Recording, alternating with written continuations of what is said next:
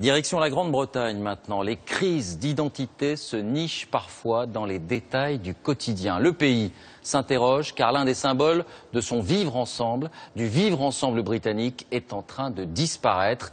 Des milliers de pubs ont fermé ces dernières années. Voici pourquoi, sur place, Jacques Cardoz, Thomas Donzel. Qu'il fasse beau ou pas, c'est l'endroit où vous iriez si vous étiez à Londres. Ni un bar, ni une brasserie, le pub est une particularité anglaise. Un lieu d'échange et de rencontres, le soir après le travail, ou le week-end lors des rencontres sportives. Une institution pourtant menacée, la faute au nouveau mode de vie. Dans quelques jours, ce pub qui date de l'époque victorienne, bientôt 200 ans, va devoir fermer ses portes. Les ouvriers chargés de poser les scellés sont déjà là. Pour le patron, c'est évidemment une dure journée qui s'annonce, mais à l'entendre parler de son chiffre d'affaires, on se dit qu'il n'avait pas le choix. Vendredi dernier, j'ai fait 120 livres de recettes, ce qui fait environ 130 €. Ce n'est pas grand-chose. Je suis triste, mais si j'avais eu plus de monde, je n'aurais pas fermé. Son établissement sera bientôt vendu, il réalisera une belle opération immobilière et prendra sa retraite. Des cas comme celui-là, il y en a eu 6000 ces 4 dernières années, 28 par semaine. Parfois, les fermetures sont douloureuses. Ici, les huissiers ont dû intervenir.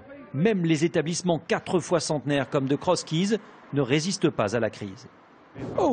C'est très triste. C'est toujours une grande honte de voir un pub historique disparaître. Ça crée un vrai esprit de communauté. Les gens du coin se retrouvent ici. S'il n'y a plus ça, ils restent enfermés chez eux. La situation devient tellement préoccupante que les patrons tentent de sensibiliser l'État. Ces derniers jours, ils se sont réunis dans une salle toute proche du Parlement britannique. Sauvez nos pubs, disent-ils. Ils mettent en cause la politique d'austérité du gouvernement avec une taxe sur la bière qui a augmenté de 42% en 4 ans. C'est un problème qui touche à l'industrie britannique. 90% de la bière que nous buvons est produite dans le pays.